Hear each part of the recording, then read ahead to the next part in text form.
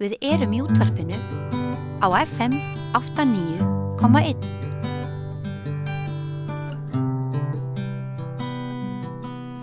Já, heyrðu, nú ætlum við að tala vinstrið og það eiginlega, hægt að segja vanda vinstrisins og það sé fröðlegt. Þá það bara þannig. Hingað kominn Pétur Tryggvason, gamall baráttumaður úr villta vinstrinu. Þið illa við það þegar maður segir villta vinstrið? Nei. Þetta ekki nafngift sem að þið byggu til. Nei, maður það ekki. Ég hef verið að stundum að gæla við hugtaki bara ítur vinstri. Já. Það er vinstri í aðverið þá. Já, far left það ekki, það þeir sem eru lengst. Já, ég meina það. Þú hefur lengst að vera þar. Ég gengst við öllum nöfnum, hvort sem það skammarir eða ekki. Herðu, það svona þraut í þessu. Það að mörguleyti vann nýfrjálshyggjan, meðal annars vinstri þegar þú varst ungur. Já.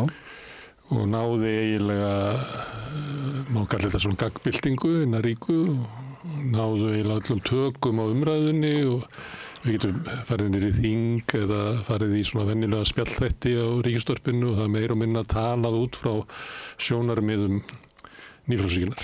Það eru unnu umræðuna. Síðan hrynur hún 2008, kemur í ljós að þetta bara meira og minna dellukenningar. Það náttúrulega sjokk, það sem þetta var ríkjandi samfélagssáttmáli. Það var kannski ekki allir sem að bara vaknaði þann daginn og átt að sjá því að samfélagssáttmálinn hruninn.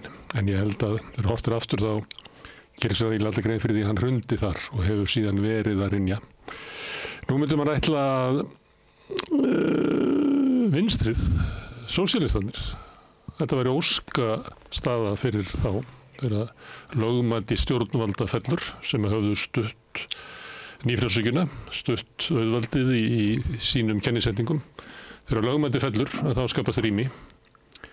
En það gerist ekki, heldur skapast frekar rými fyrir nýja hægrið, ítur hægrið, sem að spilar meira á, svona þú veist, framan af var fólk svona veigrað sig við að kalla þetta svona fasisma og svona, það bara orðið meira og meira merki þess að það eiginlega að sumuleyti væri maður að ljúga ef maður myndi ekki segja svona ný fasíska tendensa og þá var ég bæði við niðurbrot svona valddreifðari lýðræðiskerfa í Tyrklandi eða Ungverjalandi og núna undir Trump og svo þessi svona hugmyndir sem eru í populismanum að svona lýðræðislegi ferlar og svona virkni í samfélaginu leiða ekki til góðra niðurstöðu. Heldur við að velja okkur frekar eitthvað forystumann sem að gæti drukkið í sig raunverulega vilja þjóðarinnar.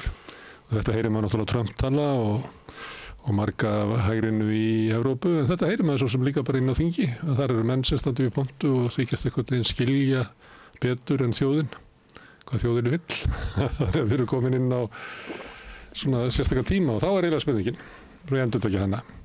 Á hverju reis vinstrið ekki upp við fall nýfrjálshyggjunnar? Já, spurningin nú í fyrsta lagi hvort að nýfrjálshyggjan hafi eitthvað fallið, Við veltum því aðeins fyrir okkur. Ég held að hún hafi ekkert fallið nema sem sagt, það að segja það að nýfrjálshyggja sem svona einhver viðtekin hugmyndafræði eitthvað þvílíkt, hún kannski ekki eins stöndug eða sjálfsögð í huga svona stjórnmálafræðingana og álitsgjafa og svo framvegis, en takt eftir því sem að ekki, hvað var kannski nýfrjálshyggja, þetta náttúrulega vandræða hugtak. Hún fólst fyrst og næst í því, ekki satt, að vera með markaðslausnir og taki burtu sem flestar girðingar í vegi fyrir bara frjálsum kapitalisma. Flytja ákvarðanir frá lýðræðisvettvangnum yfir á markaðinn. Já, akkurat. Og í öðru lagi að reyna að skerða réttindi, áunnin réttindi, samningsrétt, félagarétt og svo framvegis verkalýðsfélaga og annara slíkra almannasamtaka. Og í þriðja lagi að koma á einkavæðingu og skera niður ríkisútgjöld sem allra mest. Og lækka skatta á stórfyrirtæki og fjármagn. Á þá ríku og svo framvegis. Með loforðum að það myndi skila meiri tekjum, vegna þess að það myndi leysa úr læðingi svo mikla orku. Akkurat. Ríkislæði betur eftir. Akkurat, það var hugmyndafræði. Það gekk ekkert að þessu eftir. En grundvallaratriðin eru þetta. Það eru sem sagt sem minnst regluverk í fyrsta lagi, í öðru lagi sparnaður og samdráttur í ríkisútgjöldum, vel að merkja til almannaþjónustu og velferðarkerfisins og síðan að reyna að skerða líðréttindi verkalags fólks sem allra mest. Þetta hefur ekkert breyst, sko. Þú veist, ég meina, þetta hefur ekkert fallið, þetta hefur ekki gerst að því. Það er vegna þess að nýja hægrið og fasisminn tekur þetta yfir. Hann er með mörguleiti sömu. En þeir sem tóku þetta líka yfir voru sósíaldemókratar. Já, en ég var þetta svona þeir sem að auðguðust á tímum nýfrjálsvíkinnar munu verja auðsinn með fasisma. Já, svo erum við komin að því að það sem við sjáum sem, eða fólk sér sem, hvað ég að segja, fasískar tilhneigingar eru þetta að það er verið að reyna að skerða réttindi alþýðu samtaka. Það er til dæmis barist alveg hataramlega gegn því að það sé kjarasamningur og verkalýðsfélög til dæmis hjá stórfyrirtæki eins og Amazon til dæmis og fleiri fyrirtækjum. Musk vill ekki hafa félag í verkalýðsfélögum, verkamennir hans með ekki verið í verkalýðsfélögum, þú veist til dæmis. Og þannig að þessi tilhneiging, hún er semst í gangi að reyna semst að leysa upp eða brjóta niður verkalýðssamtökin, skilurðu. Og þetta er komið svona mislangt eftir löndum, skilurðu. En þessi tilhneiging sem þetta er í gangi, sem að nýfrjálshyggja náttúrulega byrjar á, og þetta er náttúrulega svona alfa og omega fasismans. Hann snýst fyrst og fremst það að berja niður, leysa upp og brjóta á bak aftur öll verkalýðssamtök, fyrst og fremst. Og taktikinn getur síðan verið svo að finna einhver útlendinga, blóraböggla eða eitthvað þýðinlíkt, finna einhver ákveðna hópa sem byrjar að ráðast á, hvort sem að það eru nú samkynhneigðir eða einhver þjóðernisminnihlutar eða hvað svo sem það er nú. Það er svona, byrjar þannig. Það er eins og að varasamt að halda það, skiluru, að fasismi sé núna í einhvern veginn í svona full swing, þó við sjáum þessar tilhneigingar. Við erum ekki með, hvað ég má segja, skipulagðar fjölda sveitir, skiluru, svona hálfvopnaðra manna sem eru til dæmis að ráðast á verkfallsverði eða eitthvað þess áttar. Við erum ekki alveg að sjá þetta. Það er nú helst í Bandaríkjunum sem að MAGA er eiginlega vopnaðu sveit. En þar eru verkefnishreyfingin ekki svo veik að þeir eru að ráðast bara eitthvað annað. Þeir ráðast á heilbrigðisstofnanir og þing. Já, og þá ertu komin að því, hvað er það sem er að beina sér að. Ég meina, ef þú tekur til dæmis samtök bílaverkamanna, þá styðja þeir stefnu Trumps í hvað ég að segja, í tollamálunum og öllu því. Þeir halda að þeir sé að bjarga ykkur með því, skiluru.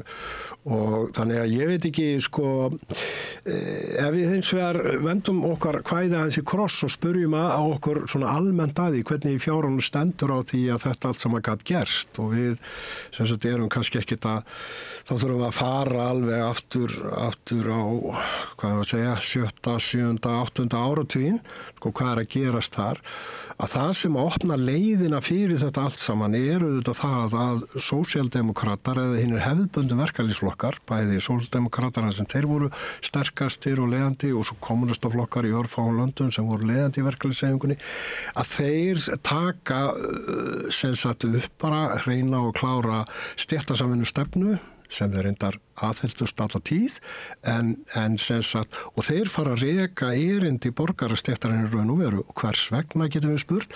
Jú, það er vegna þess að heimsefnahagurinn og kapitalismin hafði þróast í þá átt að það var ekki rými lengur fyrir umbætur og tilslakanir við verkalýðin í hinum þróaðri iðnvæddu ríkjum. Og kratarnir verða þessana, sósíaldemókratarnir verða í raun og veru, hvað ég að segja, taka upp alveg hreina borgaralega stefnu og bara nýfrjálshyggju stefnuna. Þetta sjáum við náttúrulega mjög skýrt í Þýskalandi og Bretlandi hjá Blair og semst í Frakklandi og svo framvegis. Og þegar verkalýðurinn horfur upp á þetta og sér þetta, þeirra eigin flokkar eru bara komnir inn í, gengnir í björg auðvaldsins og eru ekki flokkarnir sem að geta varið okkur. Hvert á þá verkalýðurinn að snúa sér?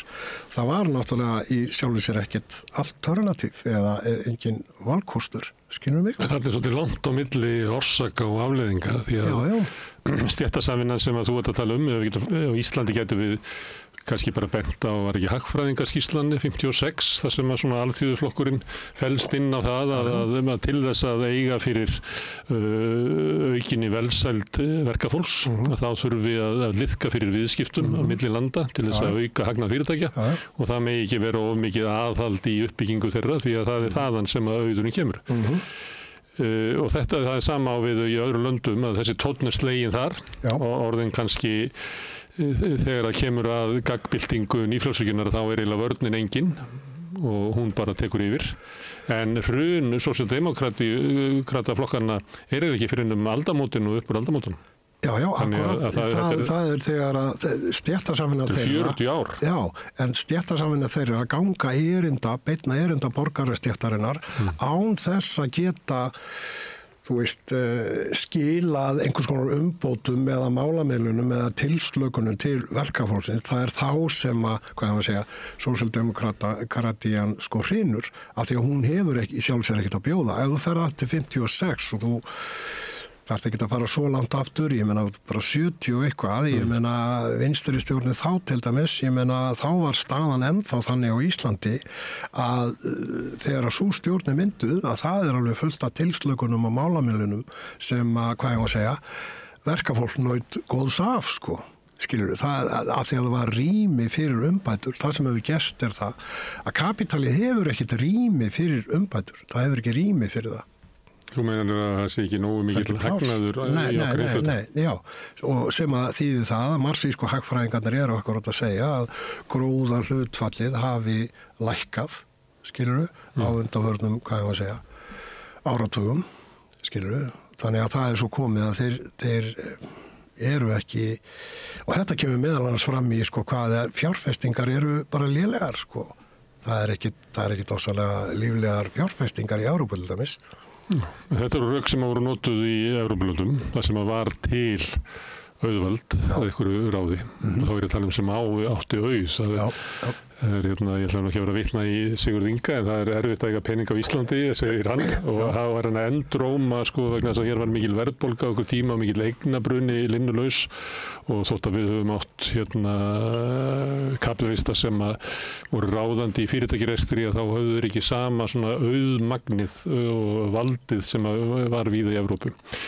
Þegar var komið fram á 8. áratugum, þá segja þeir í Evrópu að það er svo lítill hagnaður af fyrirtækjunum að það bara kónar niður öll fjárfesting. Það því að launafólki er bara að taka of mikinn skerf og við erum bara að fá meira til okkar ef þið ætla að halda áfram að þróa þetta. Þetta sögður. Já, einhverjum möldu í móun og sögðu, þá bara tökum við yfir fyrirtækjareksturinn eða þið treystið ekki til þess. Það voru stefnur sem voru til. Já, og þetta var að gerast hér og þar í litlum mæli. En á Íslandi þá var ekki þessi auðstétt með sama mæli og annars þar. Uppbygging sjávarútvegs hafði meira og minna farið fram í gegnum samvinnufyrirtæki og bæjarútgerðir.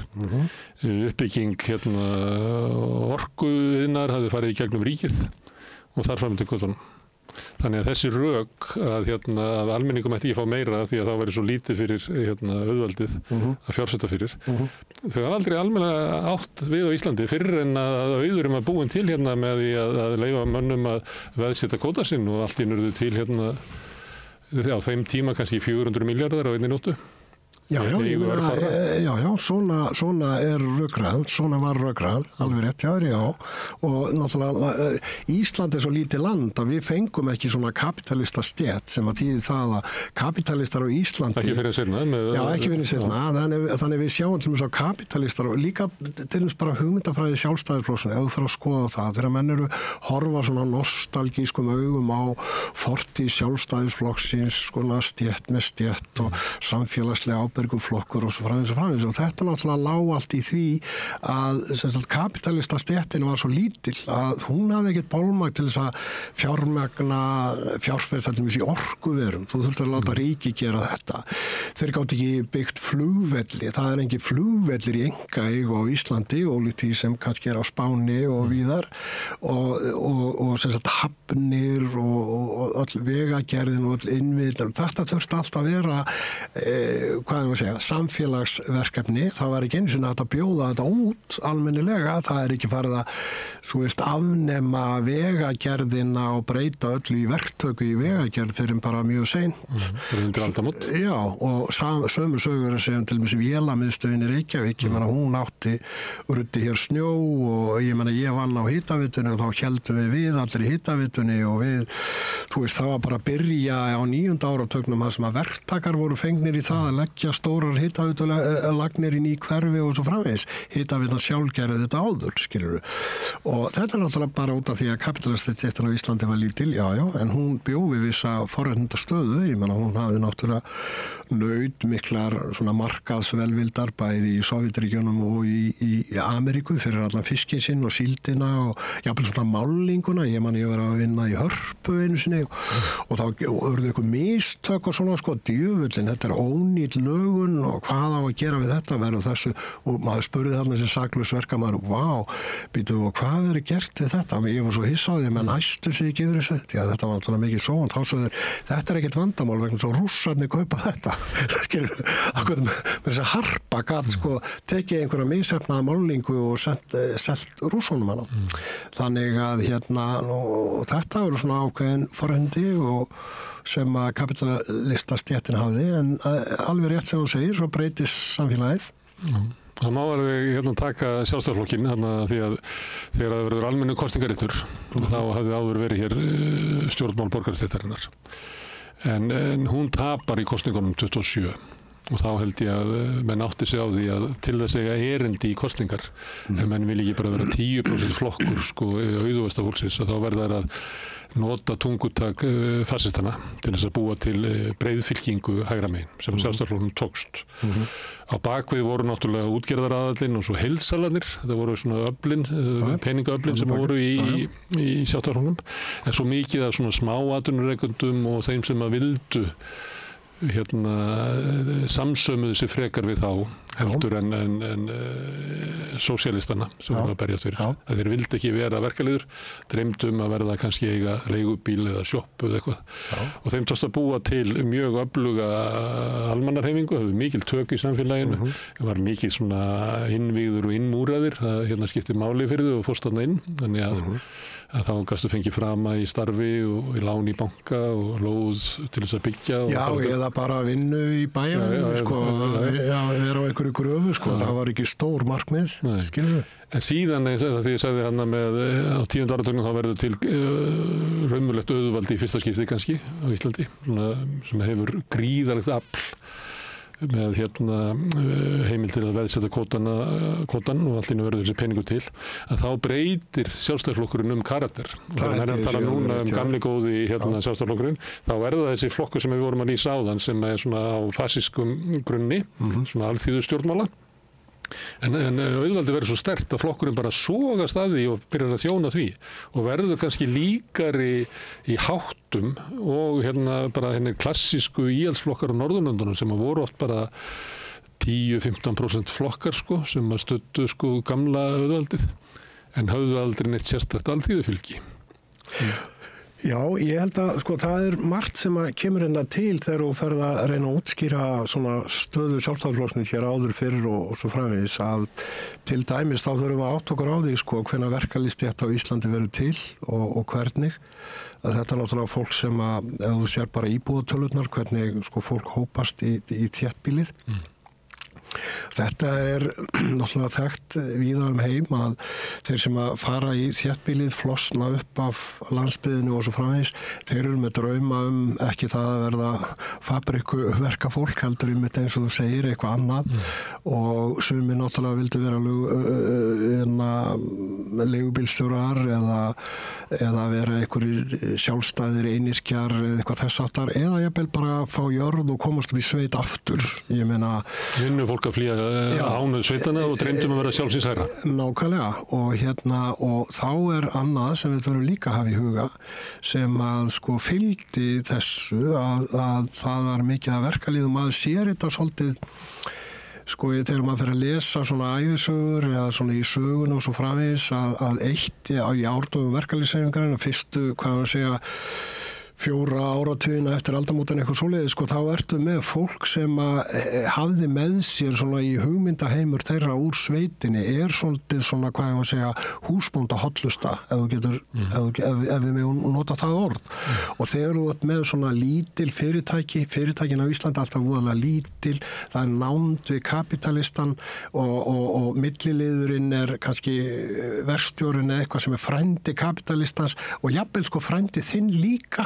Og sem sagt þannig að það komin húsbóndahóllusta þarna inn í þetta, svo þegar þú ferð náttúrulega til sjós og svo framvegis að þá ertu með hlutaskiptaregluna og þar ertu komið með svona ákveðna húsbóndahóllustu líka gagnvart útgerðarmanninum og svo framvegis og þetta stóð náttúrulega verkalýðshreyfingunni lengi svona fyrir þrifum. Þú eigið sameiginlega hagsmuni með kúarðeinum. Það stutt í það að sem sagt að við erum öll í sama bátnum og við Íslendingar og þennan móral svona fékkst upp þegar að landhelgisdeilurnar voru og þar hundi göttunum og þá vorum við öll í sama báti, við erum öll ein fjölskylda og svo framvegis og þetta náttúrulega svona blekking kapitalismans auðvitað og vöru samfélagsins, þú ert frjáls, þú ert ekki bundin í jörðina og svo framvegis og þetta er bara viðskipta okkar á milli, ég ræði í vinnu og kaupi að þér þessa vöru sem vinnuaflíkt og borgaði fyrir það, þetta er frjáls viðskipti, ég ekkert að kúa þig og svo framvegis, þannig að það ákveðin tálsýn sem að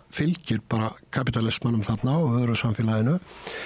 Og þess vegna það þegar við förum að hugsa að þegar maður fyrir að velta þessu fyrir sér þá það algjör undur og stórmerki að íslensk verkalýðshreyfing hafi náð því að verða svona skipulögð, verða svona sterk að það náist á 1-2 áratugum, svona í 2 hollum að það sem kallað að unionisera, það að segja að það bara allt verkafólki, allt launafólki komið í verkalýðsfélög og vinnur á kjarasamningi, þetta tekur svona 2,5 áratug að koma þessi í gang. Þetta algjör undur og stórmerki og áttaðu á því að sko ólíkt í öðrum löndum þá var þetta ekki að kosta einhver mannslíf. Það líka mjög merkilegt sko, þú veist, sem að segir okkur líka það sko hvað nálæðan mikil að sko kapitalistarnir þeir vorum ákveða mörg þó þeir var að lemja á Hannibal eitthvað fyrir vestana því að hann var kennari eða skólastjóri og tók að sér að vera formaður í verkalýðsfélagi, þá drápu mennan ekki sko, en ef þú fer til Svíþjóðar þegar menn voru að berast fyrir þessu, ég menna þá voru menn bara drepnir í skilur í þessu velferðarsamfélagi sem við öldum að sé svona friðsælt eða eitthvað þess aftar. Þannig að þetta merkileg saga líka og þetta setur margt líka á okkur. Við erum svona friðelskandi þjóð og jari og þess vegna erum við öll svona í sama bátnum og allt það. Þannig að svona hugmyndafræði svona stemning að við séum eitt þjóðfélag, við séum ekki stéttskipt þjóðfélag og svo framvegis. Það svo margt sem að hefur stuðlað því að fólk hefur ánýttist þessari villukenningu, skilur þess vegna þetta náttúrulega mikið sjokk þegar þegar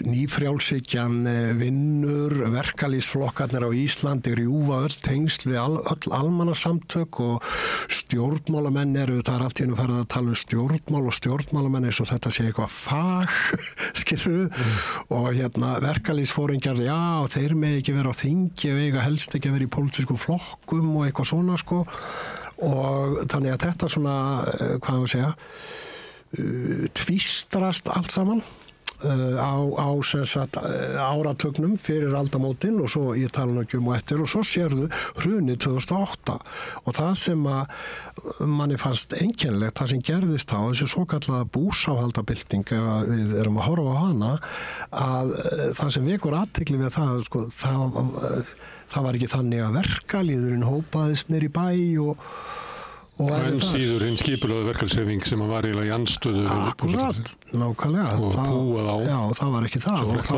svona púað á verkalýðsforystan á 1. maí og þá getur þú sagt, já, kannski áttu þeir það skilið. En þetta segir svolítið hreyfinguna sem þarna var í gangi, hversu tvístruðum var, stefnulausum var, menn voru bara með kröfur sem að hljóðu upp á bónapartisma. Við viljum bara ráða fagmenn í ráðherrastóla og við viljum bara kjósa forsætisráðherrann beint og svo bara handpikkar hann ráðherra og jari og við þurfum að bara aðskilja framkvæmdavald og löggjavald og jari leggja meira áherslu á þetta sem er bara ávís og svo voru menn með Evrópufón héldu svona Evran og Evrópusambandi væri sko lausnin. Þetta bara var eitthvað svona skringileg krafa eitthvað svona bónapartisma. En þarna 2008 þá, svo ég noti aftur þetta hugtak fellur lögmætið og það náttúrulega gerðist í Evrópu í stríðinu og sem var til þess að víða lönd að náðu sósíaldemókratar völdum í samfélaginu af auðvaldsflokkunum og auðvaldið var þá veikt, búið að vera mikið legnabrunni og hafði ekki það afl til þess að berjast og gátu náði í gegn mikið mörgum af kröfum verkalýðshreyfingarinnar, styttingu vinnuvikunar, frí aðgangur að heilbrigðisþjónustu og menntun og ódýrara húsnæði og þarfendur göttunum. Í hruninu 2008 þá fellur lögmæti stjórnvalda og það er bara hægt að sjá það í mælingum að traust í Íslandi á alþingi eða ríkisstjórn bara dunkar. En það á við eiginlega allar stofnanir samfélagsins, eða langflestar fyrir utan bara landhelgisgæslu og lögreglu og eitthvað slíkt. Og það sem að dunkar líka er sko traust almennings á verkalýðshreyfinguna og með flokkakerfinu sem að fellur þá er traust fólks á alþýðuflokkana. Þannig að fólki sem er úti á Austurvelli að það er búið að missa trú á eiginlega öllum stofnunum samfélagsins eftir stríðsárana. Já. Og það er engin valkostur, það er engin viti, það er engin áttaviti og þá komu upp svona alls konar hlutir eins og til dæmis þetta sem var enda komið áður að til að mynda stjórnmálaflokkar eru af hinu illa persónukjör en ekki flokkar. Við þurfum að skipuleggja hreyfinguna öðruvísi, við þurfum að hafa flatan strúktúr og enga formann og enga stjórnir og jari og eitthvað þvílíkt skilurðu og þetta er ákveðin bylgja sem að gekk sér auðvitað til húðar og hátoppurinn á henni er svona fyrirbæri eins og Podemos sem að bara endaði auðvitað inn í bara björgum auðvaldsins á Spáni, hvað sem var, þannig að við sjáum hvert það fór, skilur mig. Það er nú leifar að þeim flokki eru inn í svona endurskipulögðu til vinstri við sósíaldemókratana. Og það er kannski óvíst hvað verður Já, en Syriza héldu menn að væri líka til vinstri við eitthvað. Hvað gerði svo þegar það reyndi á, sko? Veist, hvar voru þeir þá? Já, en búsáttarbyltingin, hún hefur svona einkenni, kannski ekki bylting, frekar, þessi leiðilegt að segja það, uppþótt eða mótmæli, sem eru þau, við viljum ekki þetta sem er. En hópurinn er ekkert sammála hvað það kom í staðinn. Og þá verður svona glundróð ástand, við erum svona á svona núllpunkti. Eitthvað segir, við erum bara að byrja á því að búa til nýja stjórnarskrá og við erum bara að byrja að reisa samfélagið frá grunni. Já, en sko, það er ekki þar með sagt að sko all launafólk fóru ekkert á hreyfingu. Það voru ekki þúsundir manna mótmælandi út allt land. Ég meina þú ert með eitthvað hávað. En mótmæli nutu mikil stuðnings. Alveg rétt. Það er alveg klart. En svo skulum við gáða því hins vegar og ekki gleyma því að eftir hrun að þá náttúrulega er kosin voru gömlu verkalýðsflokkandi kosnir og náðu meira hluta og mynduðu ríkisstjórn. Og það sem gerðist var auðvitað það að þessi ríkisstjórn, hvað gerði hún? Af hverju var til stjórnarandstaðan svona slöpp? Þú veist, Sjálfstæðisflokkur á vængbrotinn og verið stjórnarandstuð alla þennan tíma. Það var allt vitlaust inn í stjórnin og milli flokkana og Jóhanna talaði að smala köttum og eitthvað. Og ég man eftir því að menn voru að tala vel þessa stjórn, sko. Og ég var einhvern tímann að spurði einhvn mann sem ég hitti sem var svona innvíður í samfélkinu og svona, viltu nefna mér bara eitt mál þessarar ríkisstjórnar, eitt mál þessar ríkisstjórnar sem er þess eðlis að ef að Sjálfstæðisflokkurinn hefði verið inn í stjórninni þá hefði það sprengt stjórnina á þessu máli. Nefndu mér eitt svona mál og það var ekki hægt að nefna eitt einasta mál. En það fylgdi þessi ríkisstjórn bara stefnu Alþjóðagjaldeyrissjóðsins algjörlega út í hörgul sem að þýði það að við erum hér í innviðaskuld og ýmsu og akkur hafði Alþjóðagjaldeyrissjóðurinn svona mikla trú á Íslandi og svona. Það var að því að sá það, ég menna, heyrðu, þeir eiga svo mikið eignum sem þeir geta selt, við getum alveg treyst þeim, það á eftir að selja Landsvirkjun og það á eftir að selja allar hafnirnar og það er að selja flugvöllin, alþjóðaflugvöllin þarna og svo alls konar vassréttindi sem þeir geta selt. En Alþjóðagjaldeyrissjóðurinn gekk ekki eins langt gagnvart Íslandi og til dæmis gagnvart Grikklandi. Nei, alveg rétt. Meðal annars út af því að hér höfðu hann meira sér félst á það sem hann hafði aldrei fallist á áður að hækka skatta á fjármagn, setja á auðlegðarskatt af því að það var nýbúið að leggja eignarskatt og hækka fjármagnstekjuskatt og hækka tekjuskatt fyrirtækja. Ástæðan var náttúrulega svo að Íslendingar höfðu farið svo langt í því að fara með þetta niður að jafnvel Alþjóðagjaldeyrissjóðnum hún blöskraði ekki þótt þetta hækkað upp. Já, það er eina ástæðan, en svo er bara annað, þetta er náttúrulega bara lítið samfélag og bankarnir voru bara látnir fara á hausinn, skilur við? Og fallar á útlendinga. Já, og voru bara látnir fara á hausinn og þá er spurningi, þetta er ekkert annað, hjá Alþjóðagjaldeyrissjóðnum var þetta ekkert annað en bara ákveðið svona raunsæi, þú færði ekki að þjarma þannig að þessari litlu ökonomi að þetta verði bara einhver auðun. Ég meina að þú þarft að greiða fyrir því að þetta verði gróðavænlegt svæði, þetta verði eitthvað markaður og eitthvað slíkt, og þess vegna gengur ekki nógu langt, gengur ekki eins langt, það er bara vegna þess að það var ekki út af því að þeir væri eitthvað svona líknarfélag eða eitthvað góðmennska, heldur bara alveg kalt mat, Stefna þessar ríkisstjórnar var að mörgu leyti bara að reisa við það sem áður var og það sem er kannski athyglisvert í þessu er að það voru engin sem að maður geti kannski kallað vinstri sjónarmið. Þannig var fólk, við vorum með inn í hruninu okkar sem var bankahrun, var svona subprime krísa, það sem að hafi verið ofþaninn húsnæðismarkaður og fólk sem að kannski undir venjulegum kringumstæðum hefði ekki átt efni á að kaupa hús og ekki eins stórt og það gerði. Gat gert það vegna þess að vextir voru bara með enga, voru engir, þú gast ekki erlend lán og eitthvað fleira. Þannig að þegar hruni verður, að þá missa margar fjölskyldur húsnæði sitt. Þannig að ennþá verið að deila hvað þetta er, en ég held að það sé svona 10.000 fjölskyldur sem að verða fyrir gríðarlegu fjárhagslegu áfalli. Það voru eiginlega engar tilhneigingar hjá ríkisstjórninni að verja þennan hóp sem að gæti verið þá sjónarmið svona stéttarleg sjónarmið fyrir þá sem að standa veikast, né þann sem að í eftirleik hrunsins, það sem að fólki misti húsnæði sitt og fór yfir á leigumarkað sem að ofstandist bara strax 2010-2011 skaust upp húsnæði. Það var engin tilhneiging, þannig að það voru engin svona stéttarleg sjónarmið í því hvernig hún brást við hruninu. Absolutt engin, nákvæmlega engin. En það er náttúrulega samfélkingin á þessum tíma alveg svona komin inn í svartholblerismars í raun og veru, bara alveg eins og breski verkamannaflokkurinn, að bara taka að sér hlutverk íhaldsflokksins í raun og veru með svona bara einhverju vinstri frösum eða ekki einu sinni vinstri frösum. Verður maður láta lögmál markarins ná fram, svo að 10.000 manns missi heimili sitt. Já, og þannig að samfélkingin komin þangað og var komin þangað. Nú, vinstri grænir eru náttúrulega, það er ekki sósíalismi eða ekki verkalýður eða eitthvað, heldur er þetta svona einhver svona kosningabandalag, skilur við, það sem að er búin til svona einhver hugmyndafræði, já, við erum svona kvenréttindaflokkur og við erum svona umhverfisflokkur. Þetta var svona til þess að höfða til þeirra sem eru á höfuðborgarsvæðinu, en svo erum við náttúrulega þessi landsbyggðarflokkur, þar sem við kölluðum í gamla daga þjóðlegu sósíalistarnir sem voru svona framsóknar alþýðubandalagsmenn. Holdgerfingur þess eru þetta Steingrímur, skilur mig. Og einhver hefði viljað sett fríðarmálaðna, en þau voru bara ekki á dagskrá stjórnmálanna. Nei, þau voru ekki á neinni. Já, þau voru ekki á neinni dagskrá og þú veist, ekkert slíkt í gangi.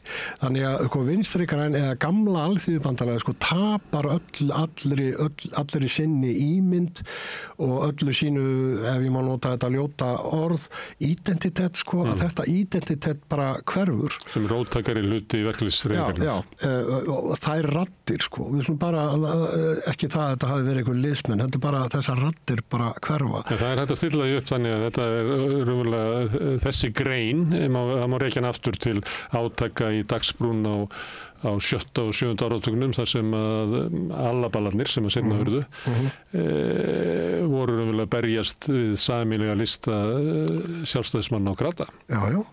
Til þess að átta sig á því hvað VG í sögunni ætti að vera svona róttækari armur við hliðina á krötunum. Já, ætti að vera það og við getum farið enn lengra aftur og menn alltaf að reyna að finna skýningun á því hvernig stendur að við vorum með alþýðuflokk og svo vorum við með svona helviti sterkan kommunistaflokk, helviti sterkan stalinistaflokk, hvernig í djöflinu stóð á þessu, segja menn sko, sakfræðingarnir og ofta veltaðis fyrir hvernig skýringin á þessu og náttúrulega íhaldi útskýrir þetta með rússagullinu.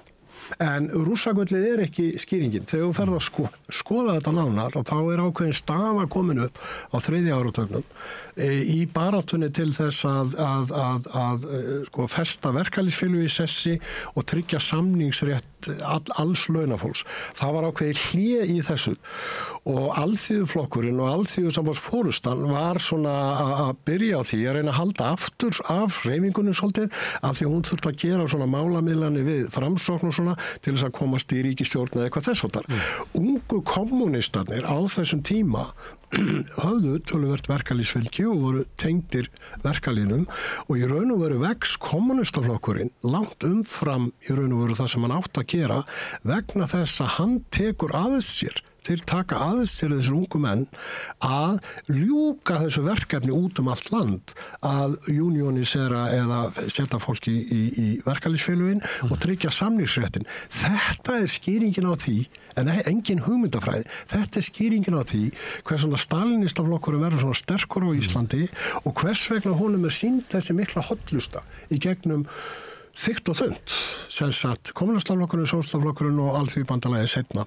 Það liggur í þessum arfi og við getum sagt það að leiðtogarnir þarna, ég meina þeir áttu þetta fylgi skilið, þú getur orðað þessi svo, af því að þeir leystu þarna ákveði verkefni stéttabaráttunar, skilur, en þetta var ekki þannig að eins og bara helmingu verkalýðsstéttarinnar á Íslandi væri svona stalinísk eða eitthvað þess áttar, það var náttúrulega ekki það og svo megum við auðvitað ekki gleyma sko menningarframlaginu sko, sem að með hjálp rússagullsins og allt það skilur að þá var menningarframlagið býsna stórt að þessari hreyfingu og það getum við til dæmis lært af henni ef þú ætlar að byggja upp flokka þá er þetta ekki bara að byggja upp eitthvað liðsafla sem safnar atkvæðum og svo framvegis heldur ertu líka að búa til menningarlegt umhverfi.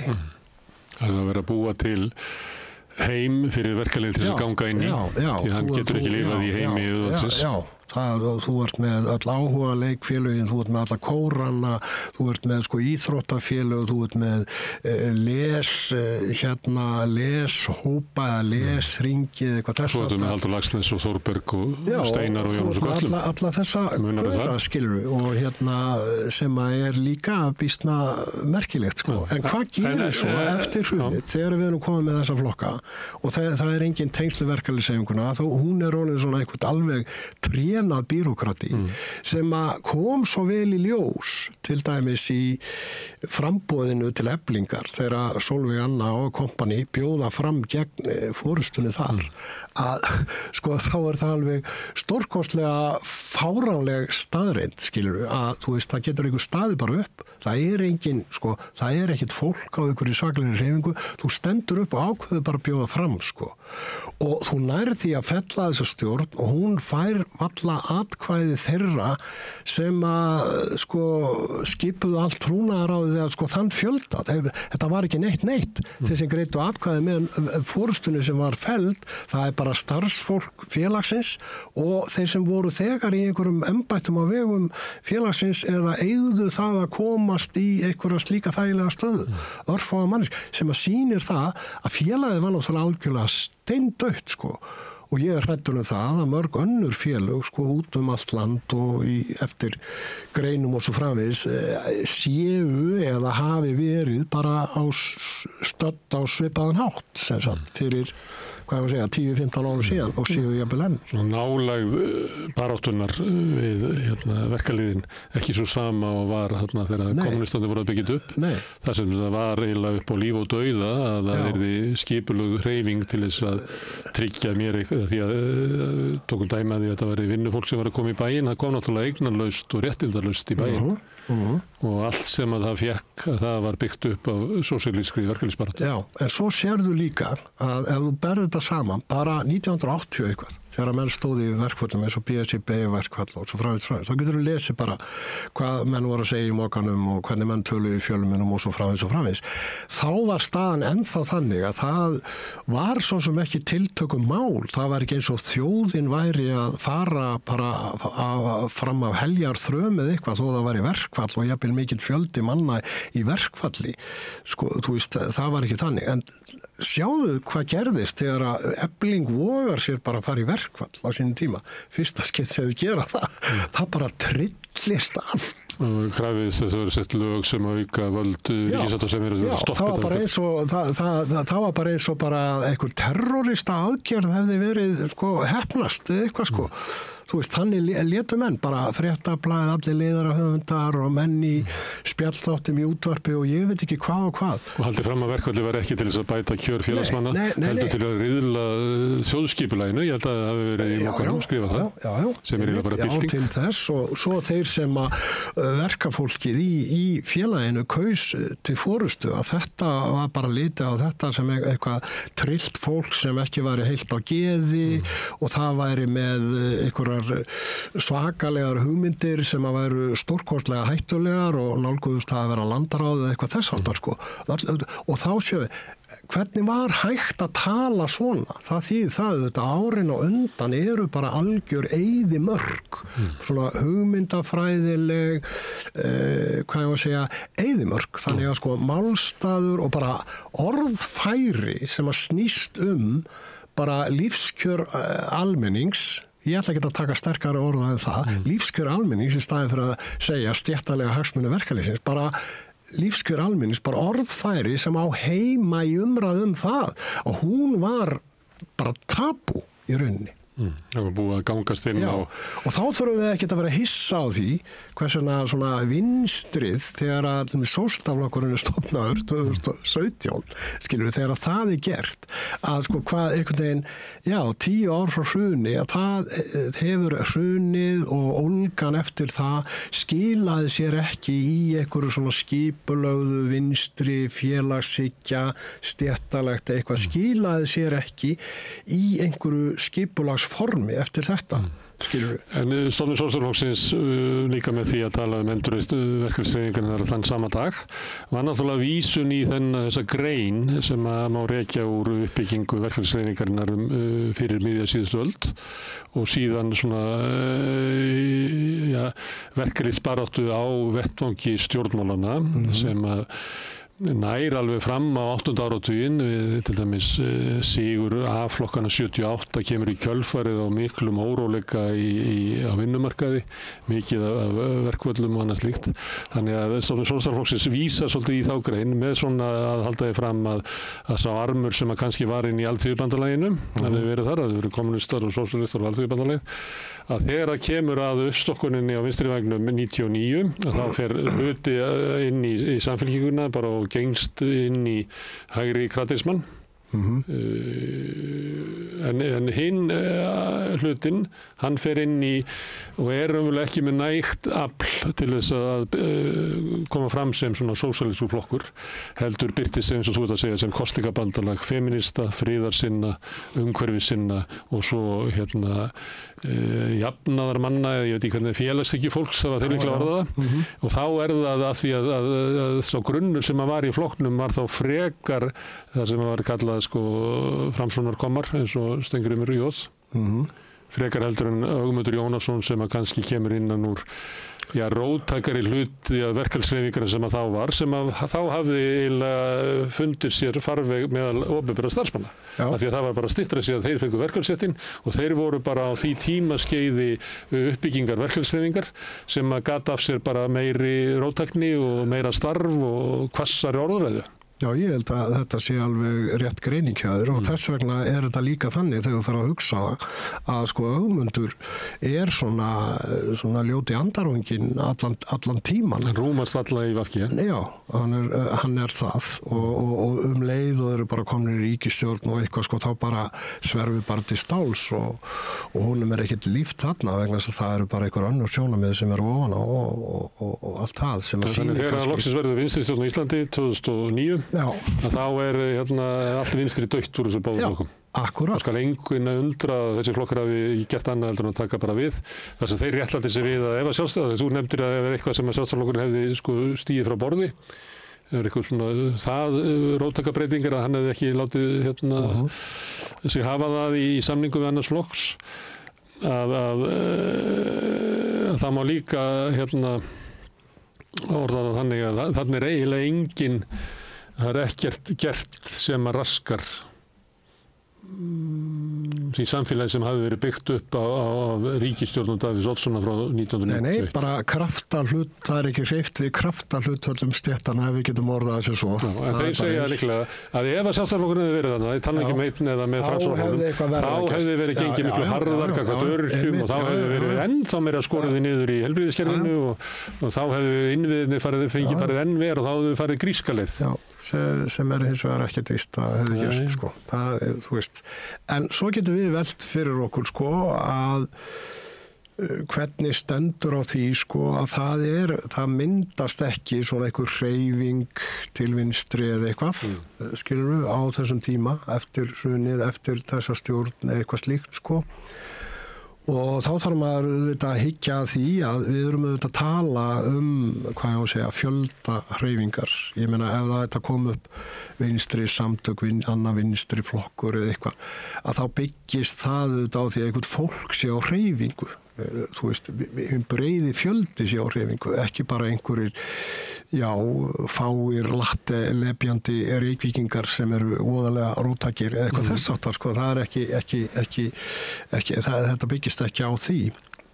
Og hér þá þurfum við að hafa það í huga sem við erum meðal annars að sjá núna að mínu mati að sko launafólkið, þeim breiði fjöldi, skilur, hann leitar ekki til, hvað ég var að segja, við höfum bara reynsla af þessu, gömlu vinstri samtökin og allt það, ítur vinstri hérna í gamla dag og svo framvegis, sko verkalýðurinn lappar ekkert sko þangað af því að þeir eru róttækastir og með bestu stefnuna og svo framvegis.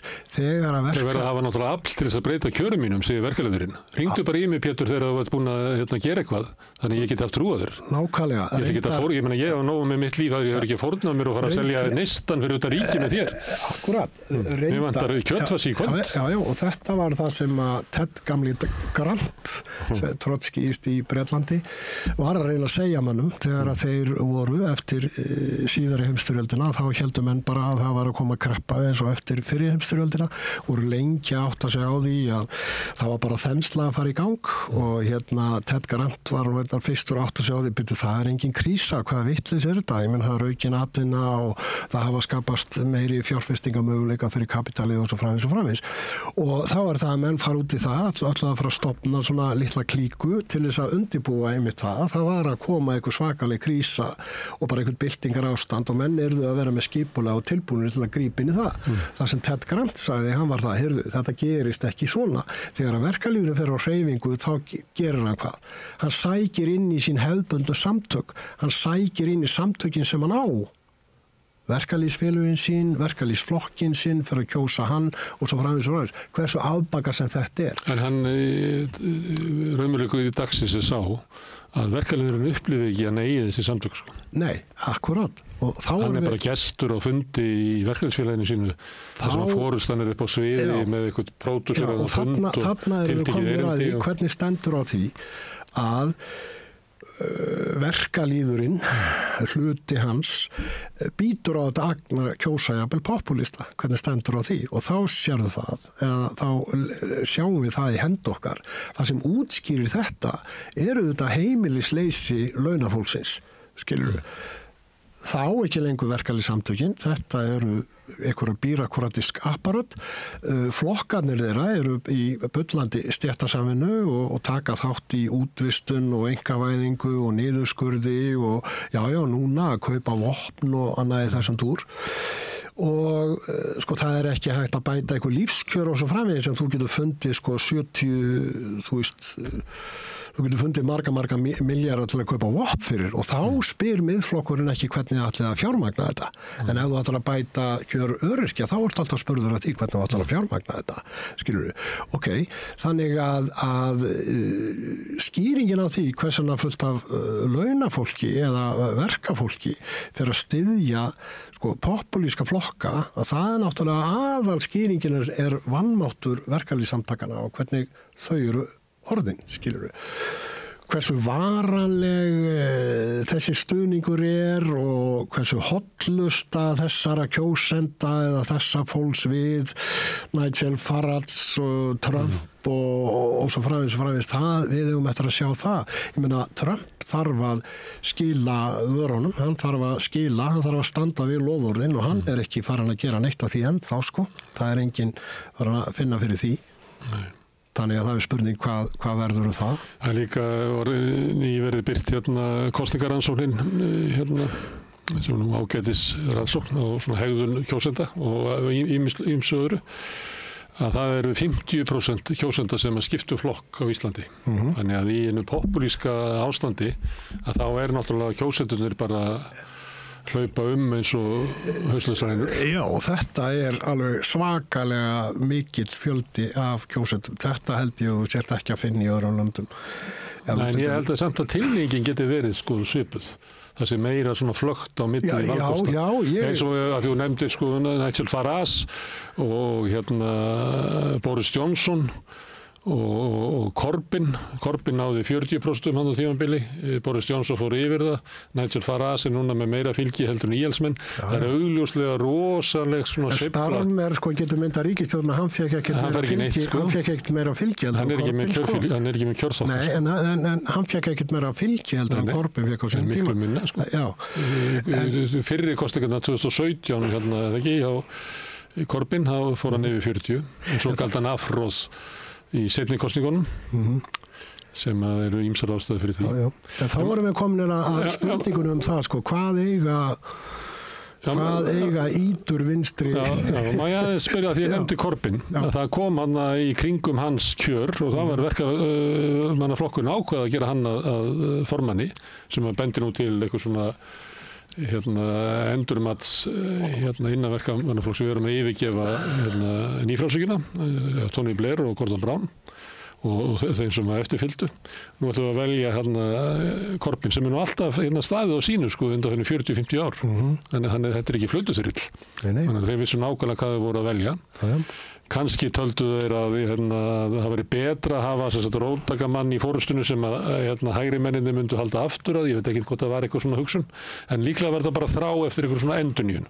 Hún birtist líka þótt að sé alltaf erfitt að taka sko demókrataflokkin í umræðum vinstrið, að þá það bara einfallega vinstrið sem boðið upp á í Bandaríkjunum. Að þar kemur Bernie Sanders með svipað erindi og alkurat sama típan. Hann búinn að segja það sama í 40 ár. Ég held að þú getur hlusta á sko ræður sem hann hélt fyrir 50 árum og hann síðan nákvæmlega sama í dag. Það bara engin munur. Að þeir ná okkur svona bylgju og það virðist vera að vinstri síðan ná áttum einhvern veginn að leiðin út náttúrulega að hafna nýfrjálshyggjunni. Fara að tala aukna misskiptingu í samfélaginu, við erum að laga aftur skattkerfið, ef við ætlum að laga hrörnun innviða og við ætlum að ná, ef við ætlum ekki að missa sko velferðarkerfið, þá verðum við að bakka aftur fyrir nýfrjálshyggjuna og laga samfélagið okkar til þess tíma að þeirra var svona meira og minna samkomulag í samfélaginu, við værum á leiðinni til aukins jafnvægis og þetta voru þeirni ríku sem að vildu það ekki. Þeir eru bara að beygja sig undir þann samfélagssáttmála. En síðan reiði þessu þessir menn til hátt í smá stund, kannski 3-4 ár. Og svo kemur bara í ljós að það sem þeir voru að reyna að gera í gegnum stofnanir sínar, eins og Verkamannaflokkinn, Corbyn gat það ekki. Og honum var bara hent. Og sama með Bernie Sanders, hann var eiginlega neyddur til þess að semja sig frá framboði. Vegna þess að í stofnununum sem þeir voru að reyna að breyta, þær voru bara svo langt genglar að það var ekki hægt að endurnýta. Ok, sko, Bernie Sanders náttúrulega, í fyrsta lagi náttúrulega er ekki sósíalisti, þó hann hafi verið að segja marga tók hennar fyrirvara með en hann er ennþá í dag, er hann sá sem er að reyna að búa til í samfylkingu gegn fasisma í Bandaríkjunum. Hann er að reyna að búa til orðræðuna sem getur verið raunveruleg andstaða við Trump að meðan aðrir í demókrataflokknum eru bara ekki viljandi. Hans ferill er, þetta er bara mjög einfalt. Ég meina, hann er bara toppur á því og talsmaður þessa venjulega sem við höfum séð í demókrataflokknum bara í áratugi sem bara eins langt aftur eins og lengra aftur en elstu menn muna og það er aftur það eins og menn segja eins og sagt hefur verið demókrataflokkin. Demókrataflokkurinn er kirkjugarður allara framsækinna hreyfinga í Bandaríkjunum. Það er alltaf leiddar inn í demókrataflokkin. Það er bara spurning hvaða leiðtogi sem að rís upp og reynir að fá fólk til þess að kjósa mig eða eitthvað stendur fyrir það og Bernie Sanders stendur bara fyrir það. Okay? Og þetta er bara hinn armurinn af þessum eina stjórnmálaflokki sem er í Bandaríkjunum. Þetta held ég sé ekki sambarlegt. Ef við tókum Corbyn sko, þá held ég að við séum með pinkulítið annað. Þú lýsir þessu svolítið, ég held að það sem þú þarf að taka tillit til í sambandi við þá hreyfingu er það, í fyrsta lagi, það er náttúrulega hefur alltaf verið vinstri armur í verkamannaflokknum, skilur við. Svo er hægri armurinn sko, stýrir öllu og svo fræðins og er í ákveðinni kreppu þegar hann kemur fram á sjónarmiði. Þannig að það er ekki samstaða hjá hægri arminum í verkamannaflokknum. Annað sem er í gangi er það er ákveðin róttækni hreyfing í gangi þó hún sé ekki út allt þjóðfélagið eða sé ekki svona á gríðarlegu massaskala en þó róttækni hreyfing sem þýðir það að fólk sko hópaðist inn í verkamannaflokkinn. Við þurfum átt okkur á því þegar Corbyn fyrir að stefna að því að bjóða sig fram sem formaður og þeir sem er í kringum hann að sko það laðar fólk inn í flokkin þannig að það er að koma nýtt fólk inn í flokkin sérstaklega sérst ungt fólk og svona hópurinn sem að ég styð í Breitlandi sem heitir núna Revolutionary Communist Party sem að hét áður International Marxist Tendency og var kent við blaðið Socialist Appeal sem heitir núna Communist og þeir ákvaða það, nú köllum við okkur bara kommunista, við ætlum ekki að fara að breyta, við ætlum ekki að fara í felum með það, að þessi vinstri samtök sem eru svona ítur vinstri samtök, þau gera annað en það sem að til dæmis Socialist Workers Party gerðu, ég tala nú ekki sko mínir gamlu sko félagar sko sem er ekki neitt sko, ekki neitt, þeir geta ekki einu sinni gefið út blað sko, hvað þá verið með einhverja bókaverslun, Socialist Workers Party getur það þó, en sko þessi hreyfing í kringum Corbyn fer alveg fram hjá þessum tveimur samtökum.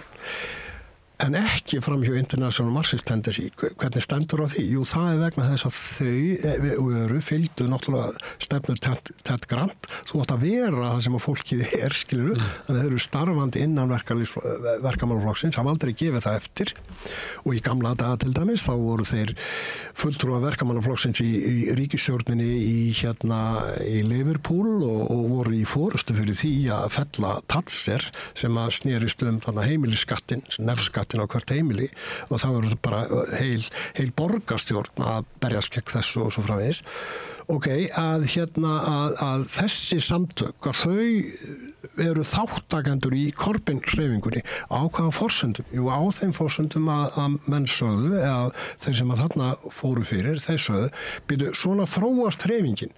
Já, býtu ekki, jú, Corbyn er vinstri sósíaldemokrat, ég meina hann er engin byltingar sem marxisti, hann er það ekkert en það nú munur á honum hins vegar ég held að hann hafi ekki haldið því fram sko Nei, það hins vegar munur á honum og mörgum öðrum sko vinstri krötum að þetta strákheiðalegu maður og það ákveðin prinsip sem hann hefur aldrei gefið eftir. Hann hefur alltaf verið á móti öllum heimsvalda stríðum og aldrei gefið neitt eftir í því til dæmis. Hann hefur alltaf stutt alla verkalýðsbaráttu og svo framvegis. Hann hefur aldrei klikkað þar, allt í lagi.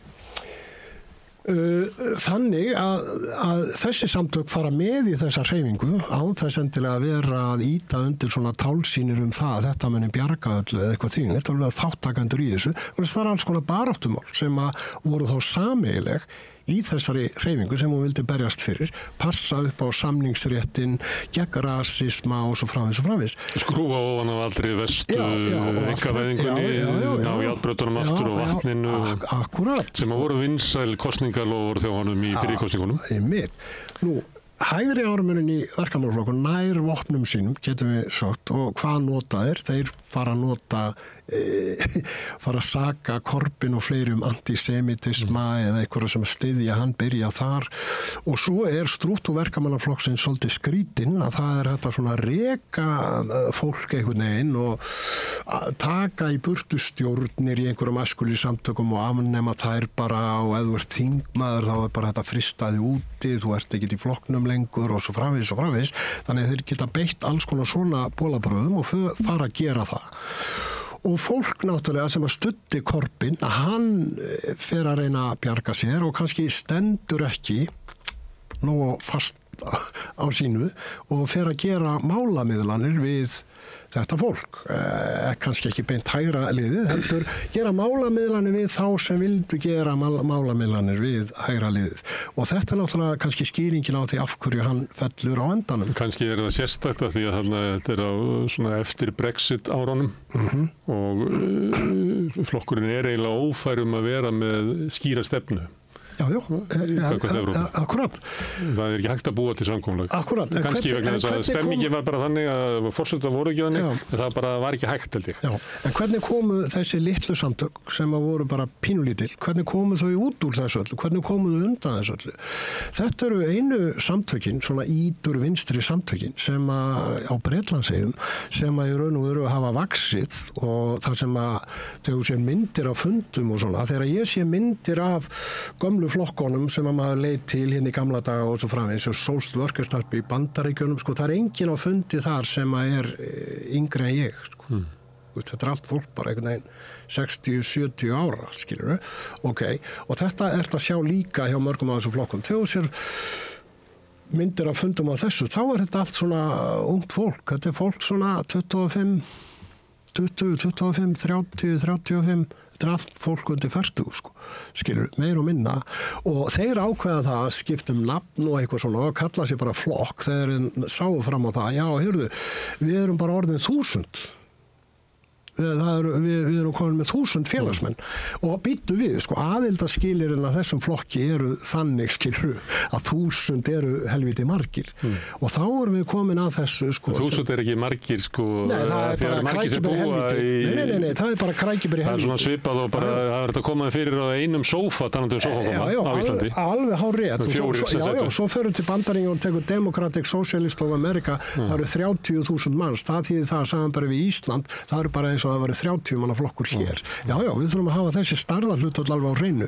En það sé ég bara að segja að það sko mannaflinn, 1000 mann sem absolutt stærð af virkum félagsmönnum sem eru bara virkir ósfæðist. Þeir geta staðið undir bókaútgáfu, þeir geta staðið undir áróri og svo framvegis. 4 sófakomar í íbúð og grettisgötu geta ekki. Svo buðu þeir fram í síðustu kosningu og buðu þeir frambærilega unga konu, þeirra Sönnu Magdalenu að mínu viti, Fiona Lali, sem að fór þar í einu kjördæmi og stóð sér bara afbúra vel og fekk bara fullt af atkvæðum. Það náttúrulega ekki, þessi kjördæmi voðalega lítil. Þannig að, sko, og þá, þetta fær mann til að hugsa hvað á ídur vinstri að gera á Íslandi, skiljum, hvernig á það að skipulegja sig, í hvað formi getur það verið? Áður fyrir þangað, það var aðeins þessum einkendi bæði Corbyn og Sanders sem að mér finnst alveg óvægt að taka saman, þó svo að með öllum fyrirvörum að það ekkert vinstri í Bandaríkjunum. Að það var hérna svona í kringum Bernie var svona bylgja frá Occupy Wall Street og mótmælunum gegn hérna G7 og eitthvað fleira sem að einhver leyti fylgir honum. Þannig það hérna svona sveifla yngra fólks sem í kringum hann og hann verður svona hálfgerð popstjarna gamli maðurinn og enn frekar Corbyn sem með Momentum. En þetta þá hreyfingar sem eru sprottnar innan úr borgunum og það sem svona velmegandi efnahagslíf innan úr London og innan úr austur- og vesturströnd Bandaríkjanna sem býr kannski við allt annan raunveruleika heldur en miðja Bandaríkjanna eða riðbeltin í norðri og þannig að sko svo trú á því að það væri einhvern veginn svona breyting sem var kannski svona myndi á 68 eða eitthvað, það væri svona hugmyndaleg breyting sem væri eða lífsafstöðu breyting sem væri undir merkjum sko róttæks sósíalisma eða bara sósíalisma, eða máttum orða sósíalisma í Bandaríkjunum. Einhver leyti að þá fjara þetta út. Já, sko, ég vil koma með eitt komment á þetta sem þú ert að segja, vegna þess að ég held að þetta sé, þú veist, jú, þú ert að lýsa bara ákveðinni bylgju og hún fjarar út af einhverju hluta vegna. Sko, ég held við þurfum að hafa það í huga þegar við horfum þannig til Bandaríkjanna og þú minnist einmitt á borgurna við betur eigandi og svo framvegis. Sko, þegar við sjáum það, við hefum séð þetta bara í gegnum áratugina og bara alveg aftur á sko 19. öldina að þegar að sko verkalýðshreyfing rís eða róttæk sósíalistisk hreyfing rís eða eitthvað slíkt sko, getur farið í rússneska keisaradæmið undir lok 19. aldar, þú getur farið í Þýskaland bara á seinni part 19. aldar eftir miðöldina og þú getur farið til Frakklands og svo framvegis. Það sem þú sérð það að fyrstu sprotarnir af slíkri vakningu sem að tekur á sig eitthvað pólitískt form, það eru mjög gjarnan stúdentar, skilur, það eru stúdentar. Og svo kemur verkalýðurinn á eftir. Þarna erum við að tala eða ekki, stundu kemur það bara ekki. Akkurat, það var það sem ég ætla að bæta við. Með öðrum orðum það sem við erum að tala hérna þarna erum við ekki að tala hérna breiðu hreyfingu í öllu samfélaginu, vegna þess að stúdentar hafa þannig stöðu í efnahagslífinu og strúktúrnum að þeir stoppa ekki neitt og breyta engu, þannig. En sko, í hennum pólitísku samtökum að þá eru oft stúdentarnir sprotarnir, skilur við og þetta held ég að sé alveg rétt hjá þér, þetta það sem var að gera hérna hjá Bernie Sanders hreyfingunni svokölluðu, en ég held við þurfum líka að hafa það í huga að mörg vinstri samtökin í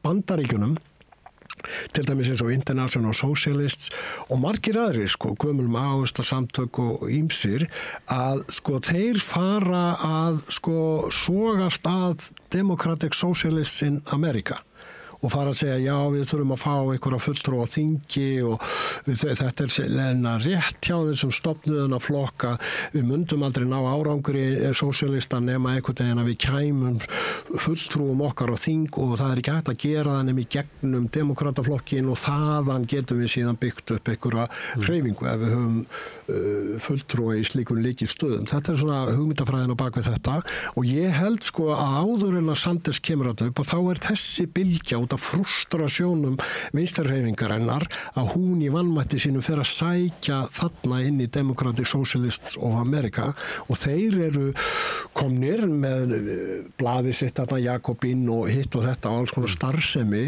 þú veist, vinstri-kratíska starfsemi og búin að safna þessari fullta liði og ég held að svona þetta hafi verið svona fótgöngu liðar sem að hafi hjálpað mjög til að sko, hvað ég má segja, forma þessa hreyfingu á svo miklu leyti sem hún var formuð sem að hópaðist til stuðnings Bernie Sanders sko. En þegar að hann gefur frá sér framboðið og já, nú styðjum við bara Hillary Clinton og svo framvegis og það getur ímyndaði demoraliseringuna sem átti sér stað í þessari hreyfingu. Hún var náttúrulega býsna mikil. Það er sérstakt vandamál þeirra sem eru í þessu einmenningskjördæma kerfum. Það er öll málamiðlun á sér stað fyrir kosningar og meðan hjá okkur gæti að vera öfugt en auðvitað hellinga málamiðlun fyrir kosningar. En Þetta svona hluti af sögu eftirstríðsárana. Það hérna hreyfing í kringum Corbyn og Sanders. Já, Corbyn, Sanders, Podemos, Syriza. Það mér það vera svolítið annað. Já, það miklu líkara Pírötunum og þú getur líka tekið 5 stjörnurhreyfinguna á Ítalíu. Já. Það ekkert að þessum hreyfingum vísar til svona uppbyggingu, vísaði ekki til sögunar uppbyggingu verkefnishreyfingarinnar. Nei, eru einmitt að yfirgefana. Það eru aðrir hópar sem eiga að bera þetta upp í eldra verkalýð. Kannski Syriza náttúrulega tengd inn í alls konar verkalýðsflokkar og kommunistaflokkar þar. En Podemos og 5 stjörnurhreyfingi bara, þó að hún hafi sérumverulega vinstra aflið á tímabili á Ítalíu, að þá hún eiginlega valla hægt að skilgreina sem vinstri flokk eða Podemos Það bara, mann getur skilgreina sem vinstri flokk vegna þess að hún ekki hægri flokkur.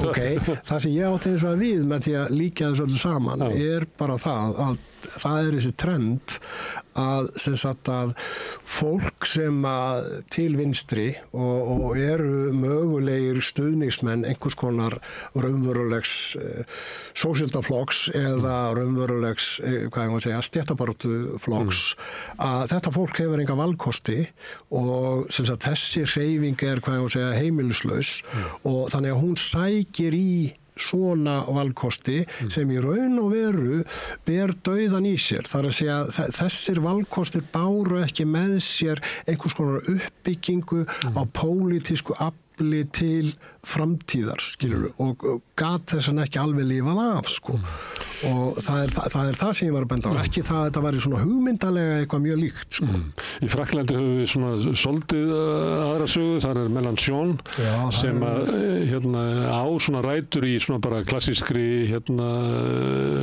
stjórnmálum 20. aldarinnar, sósíalista og kommunista og þar náttúrulega annars konar tengsl við verkalýðshreyfinguna og það hefur verið að tjasla og ég held að hann hafi reynt það og fólk í kringum hann að nota þetta tækifæri til þess að róttakari hlutin væri meira ráðandi í einhver svona bandalagi vinstrimanna og það leiddi til kosningabandalag sem að margir höfðu ágætið svona væntinga til en ég held að sé nú svona að fjara út og kannski eru bara fransk stjórnmál þannig að við skulum ekki eyða of miklu tíma í það.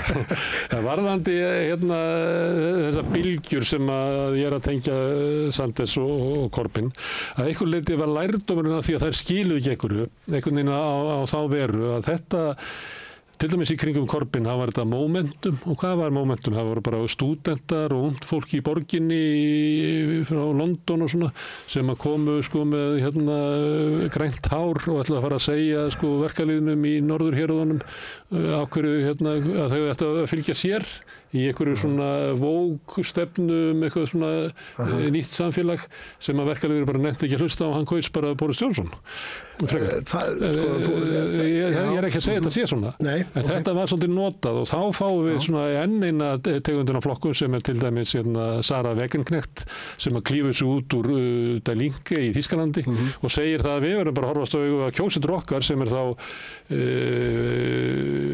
ófaglæri verkalýður. Það er aflið í samfélaginu. Ég meina Marx segir það er það sem að mun breyta samfélaginu og við erum að missa það yfir til hægri og þetta fólk er íhaldsamt í svona persónulegum málum, það er á móti útlendingum og það er á móti raunverulega svona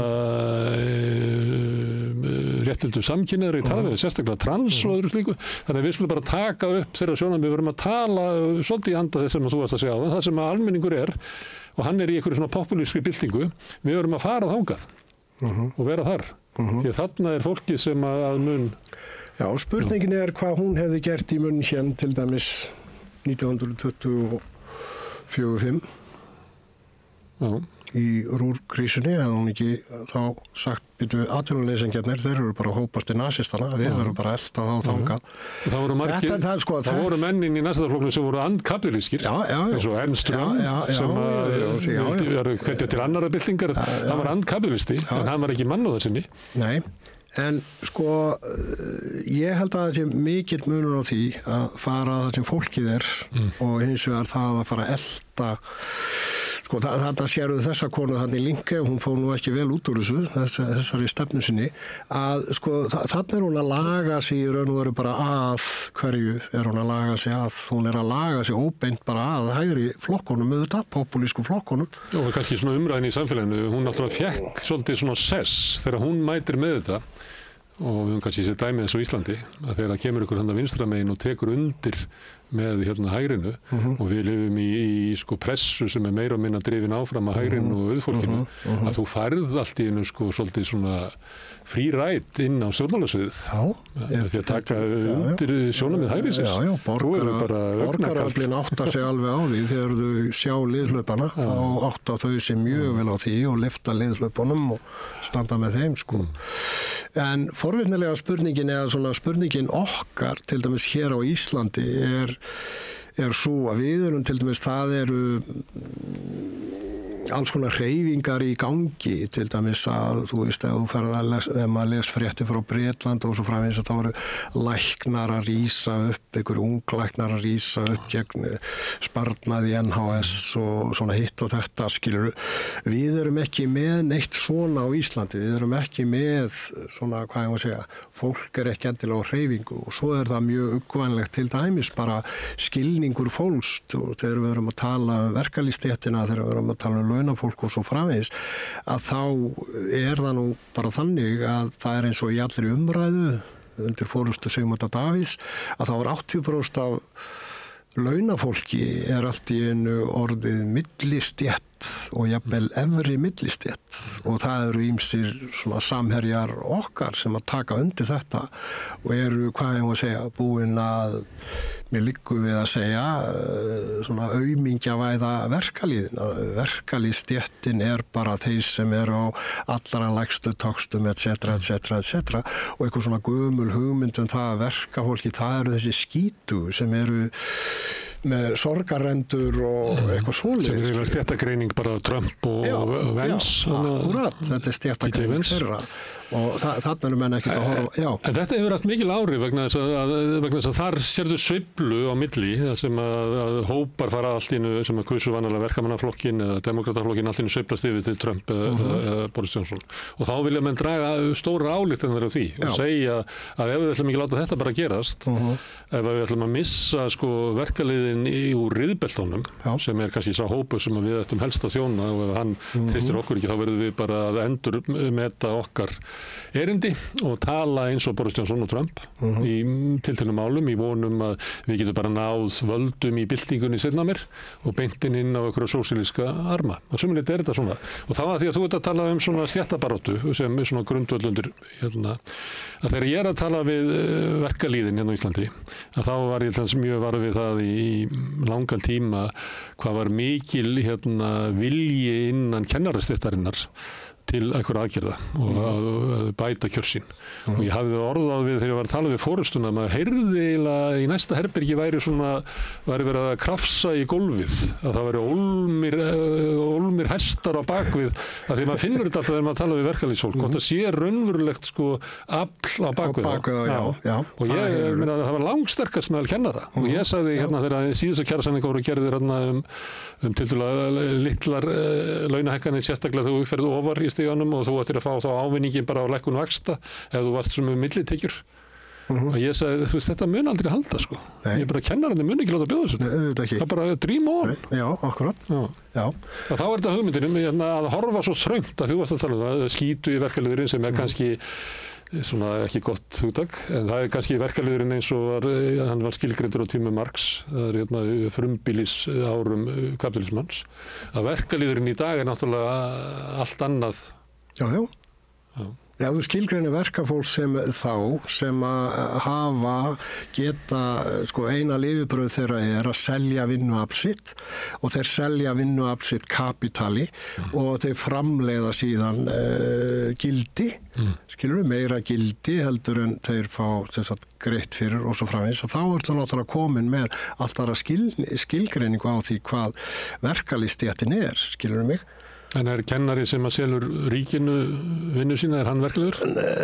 Sko, þá ertu komin í það, sko, að það sem skrítið, það þetta. Ég man ekki hver það var, hvort það var bara Mars sjálfur sem að sagði það. Ef að þú sem sagt tekin af óperusöngvara. Óperusöngvari sem að syngur í einkarekinni óperu. Skilur, þá þjónusta hans vara, skilur, ok? Ef hann hins vegar syngur í, sko, þú veist, óperu, sveitarfélagsins, Stadóper, já, sem ekki að selja þetta sem vöru, nú þá vinnan hans ekki gildiskapandi í þessum skilningi. Sama til dæmis með þá sem vinna í heilbrigðiskerfinu í Bandaríkjunum, einhverjum stofnunum, þetta fólk sem í gildiskapandi vinnu og það að búa til vörur og þarfum til göttunum, en hins vegar á Íslandi þá læknir sem að vinna þar, hann ekki að búa til vörur á Landspítalanum og þetta kom ansi skýrt fram hjá færslu á Facebook hjá amerískri konu sem að var veik hérna á Íslandi, ég veit ekki hvort það fór fram hjá þér og var að lýsa íslensku heilbrigðiskerfi samanborið við Bandaríkin og bara eins og hún var að segja, bara viðmótið hjá starfsfólkinu. Þarna hitt hún allt í einu lækna sem hún hafði aldrei hitt fyrr, sko, að þarna var hún að tala um fólk sem var ekki að hitta hana til þess að græða á henni, sko. Þú veist, heldur var fólk sem var að lína hennar þrautir og vildi lækna hana. Ok, þannig að þetta náttúrulega flókið mál og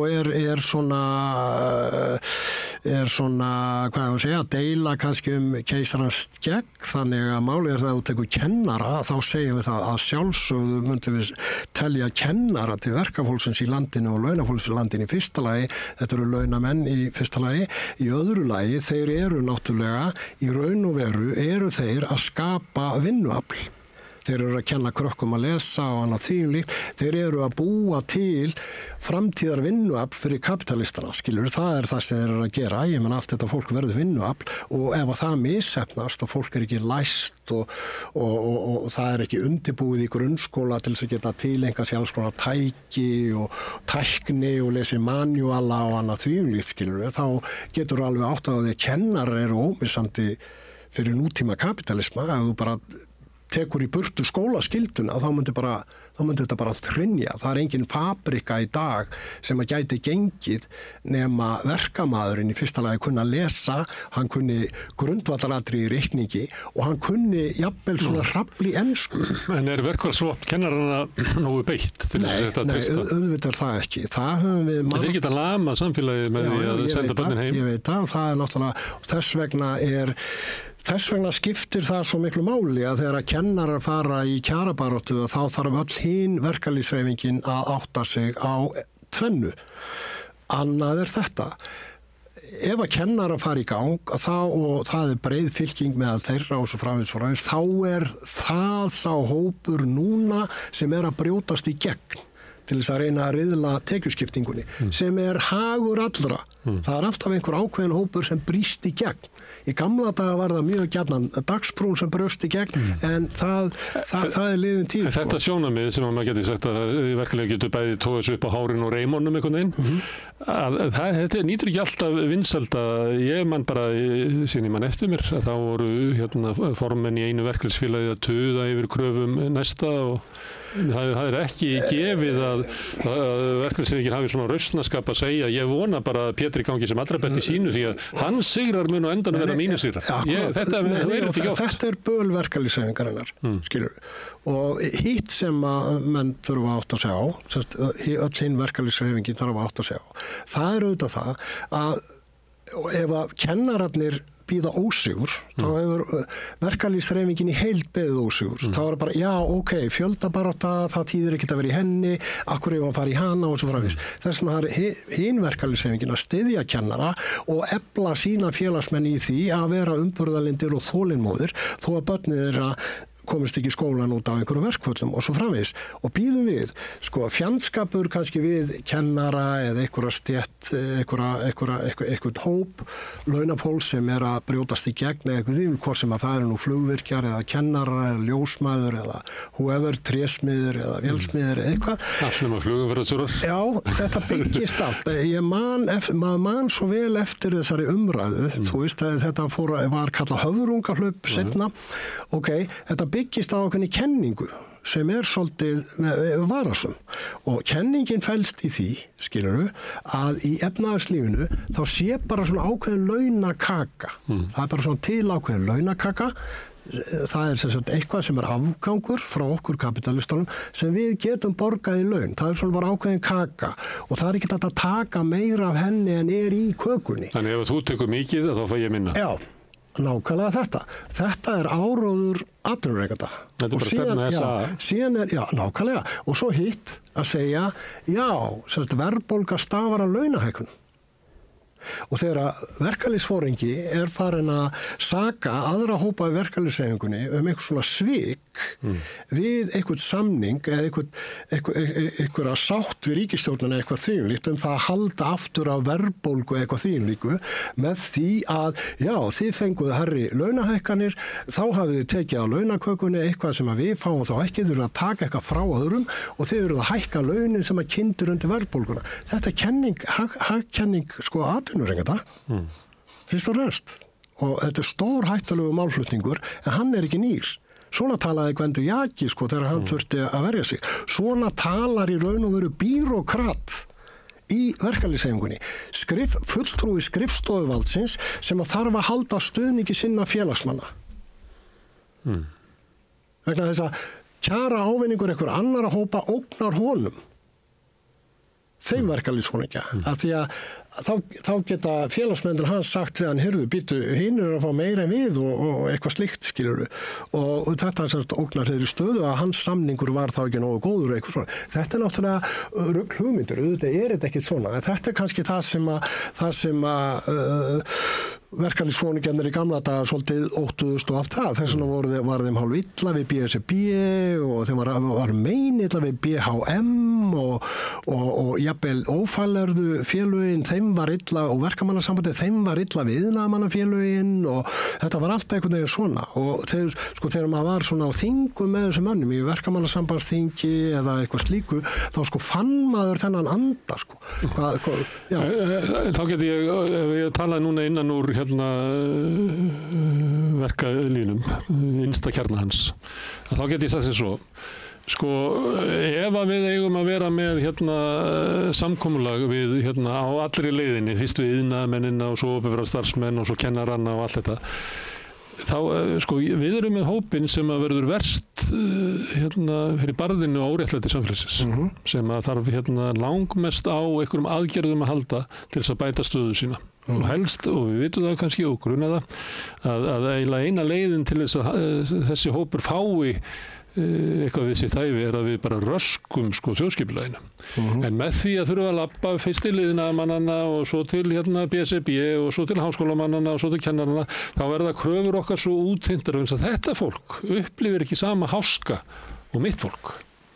Þess vegna verður innbyggð sko stéttasamvinnan verður alla leiðina og þess vegna best fyrir okkur að vera bara skilgreina okkur þröngt.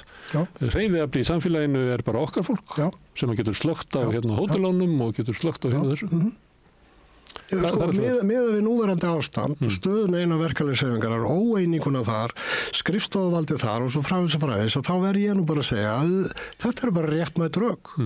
Ef þú setur því í spor þessara foringja og allt það, skilur já, þá þetta bara réttmætt rök. En takt eftir því, þetta eru rök sem byggjast á óbreyttri að sem við getum kallað markaðsstöðu, þú veist.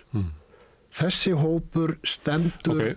Það sem þú segir að það gæti verið betri kostur fyrir þennan hóp að gera samstöðu með breiðari hóp, til dæmis að ná fram afgerandi breytingu í húsnæðismálum sem að þú gerir ekki innan úr þröngu hópnum, heldur verður helst að ná einhverju samkomulagi allt upp í kennara og BHM jafnvel. Þarna hittir þú naglan á höfuðið. Sko málið það sem getur breytt þessu ástandi, það að segja það að félögin sem eru fulltrúar, þeir sem fara vest út úr þessu, skilur mig, að við þurfum að átta okkur á því einmitt að sko kjara, tökum bara til dæmis leigu, leiga orðin svo algeng og svo framvegis að ég menna að þú getur ekki breytt neinu á leigumarkaðanum en eitt tvíunlít nema með einhvers konar stjórnvaldsaðgerðum. Þú semur það ekki við SA, skilur við. Og þess vegna það að þú þarft að ná breiðri samstöðu í allri verkalýðshreyfingunni til að breyta þessari stöðu, gera eitthvað fyrir leigjendur. Og þetta stór hluti af félagsmönnum í þessum, félögum ófaglærs verkafólks sem að fer verst úti. Þannig að þarna þarftu eitthvað. Sama að segja bara húsnæðismál, hvort að fólk vil eiga húsnæði, komast inn í húsnæði, bara leigu sem sagt fyrirkomulagið eða reglur húsaleigu og svo framvegis bara partur af heildarpakkanum í sambandi við húsnæðismál og þú getur ekki breytt neinu þar nema með svona víðtækari samstöðu og þetta einmitt það sem að þarf að gera, þetta það sem að þarf að stefna og þetta ástæða meðal annars fyrir því að verkalýðshreyfingin þarf að hafa pólitískan arm, þarf að hafa fulltrúa á þingi til þess að geta fylgt eftir því sem að hreyfingin út í samfélaginu úthlutar sínum þingfulltrúum sem verkefni að berjast fyrir inn á þingi, þó það væri bara ein manneskja þar, skilur við. En þú segir inn í borgarstjórn og sveitarstjórnum. Þú segir breiða samstöðu innan verkalýðshreyfingarinnar og að sú verkalýðshreyfing þurfi pólitískan arm, þá ertu að tala gríðarlegan fjöldaflokk. Þú getur ekki verið með annars vegar krafist breiðara samstöðu í verkalýðshreyfingunni, svo kemur þú bara með eitthvað svona örmjóa grein sem á að vera pólitíski armur. Já, nei, það gengur ekki upp, augljóslega. Og þá áttum við okkur á því að þetta allt háð svolítið þungum öflum í samfélaginu.